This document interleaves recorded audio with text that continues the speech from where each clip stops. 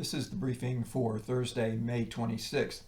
I want to start with a longer term outlook for the market, and I think this is important. I'm going to be traveling this weekend, so the next briefing will not be until Monday. But this is a weekly chart of the spiders, and I've discussed this before, and I know that I told you that I projected when we started this move here that if this was a counter trend rotation, that one of the characteristics is it develops into three steps, and a lot of times, not all the time, but the first leg will be equal to the third leg. So I projected that coming down right to about the 391 area, and you can see we hit about 380. And a weekly chart, that's a pretty longer term chart. So, it's not an exact point, but it certainly is an area that we're looking at. The same thing with support and resistance numbers. Those are areas that we look at to look for potential reaction off of those points.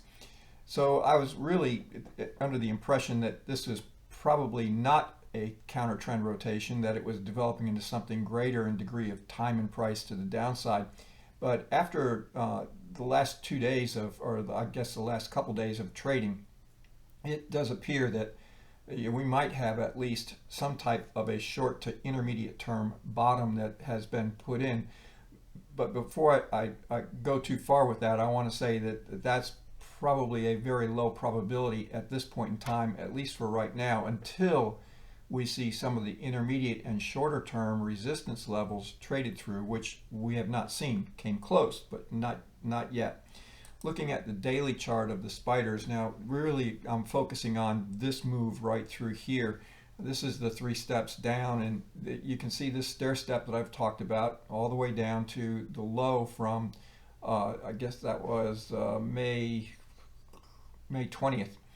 So, and you can see the divergence that occurred. Here's the low on the 12th and the low on the 20th, and you can see what's happening with volume. Breadth was diverging also, suggesting there was a strengthening going into the May 20th low, which then led to this rally going up to almost this 410. Now, the definition of a trend is a series of higher highs and higher lows, or lower highs and lower lows.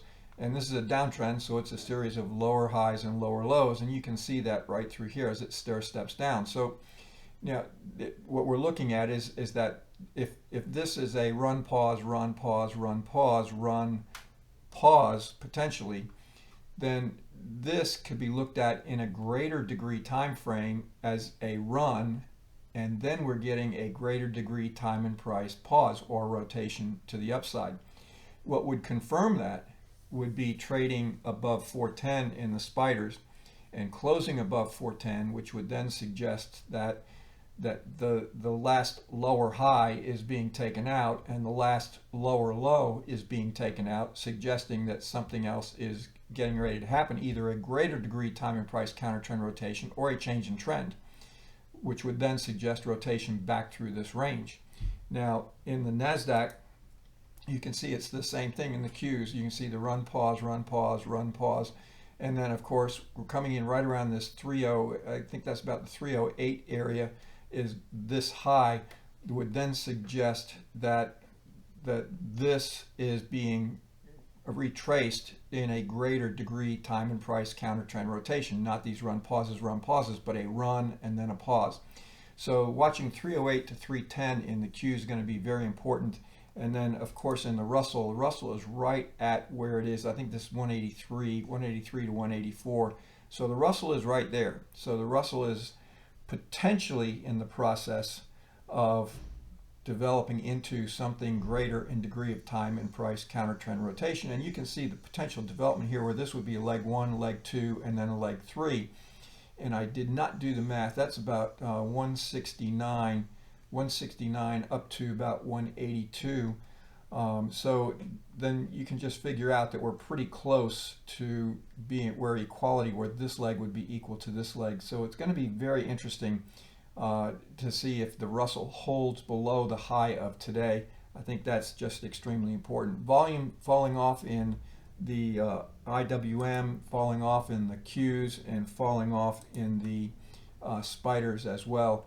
And if we look at what's happening with total volume is just absolutely collapsing again in today's trading.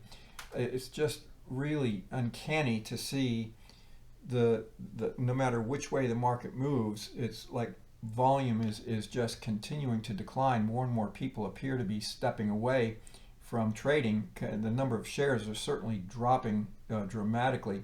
Now, I did have someone suggest to me today that the reason volume is falling off on the up moves and the down moves is that big money is already out, so they're not selling and they're not buying either. So basically what's happening is this volume is basically the retail investor or the smaller funds and retail investor that's just really not being able to drive the market impulsively in one direction or the other. So looking at now at a little bit shorter term where we are, this is a 60-minute chart of the spiders, and you can see the rotational pattern that's been occurring in the spiders. This rotation really goes all the way back to the first part of May.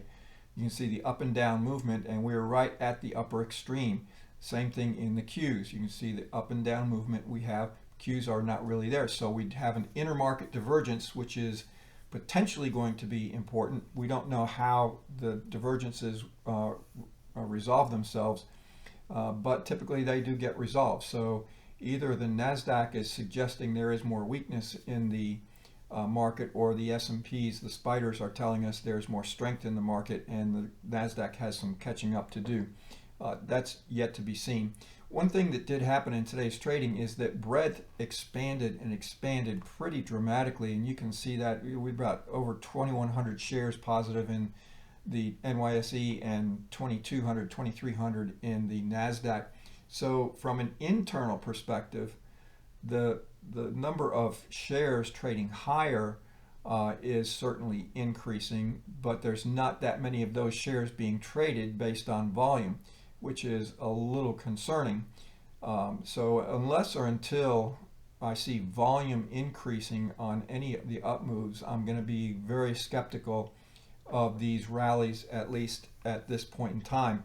Now, at the end of the day today, we did reach a point of being extremely overbought, and you can see that here, and this is at a point where we haven't been in quite some time. Same thing with the NASDAQ. NASDAQ is extremely overbought. And these are areas where typically it leads to some type of counter trend rotation.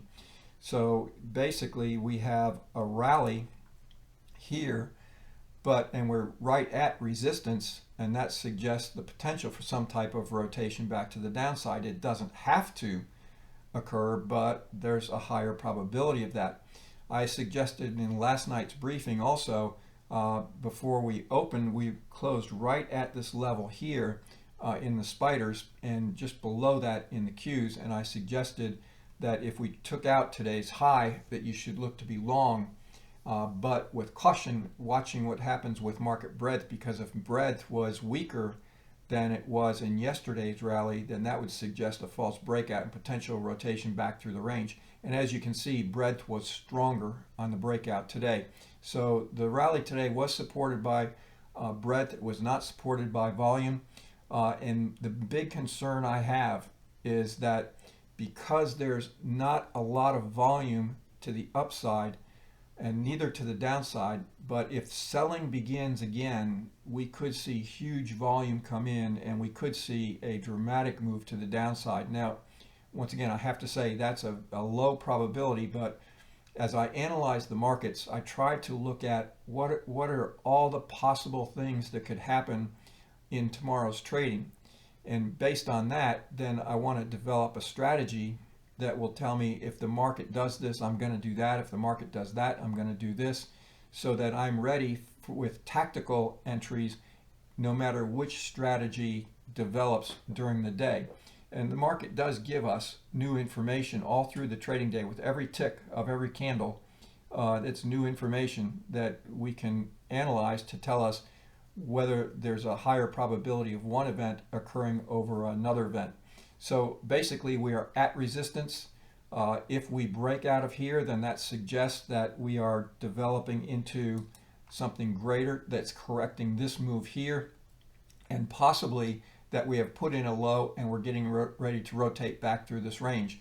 So while those are still yet to be seen, I do have to say that if we do trade higher tomorrow and breadth is not diverging, that would then suggest that we are transitioning into at least an intermediate term counter trend rotation to the downtrend that we've seen over the past few weeks. Have a great weekend, have a great night, and I'll pick this back up on Monday.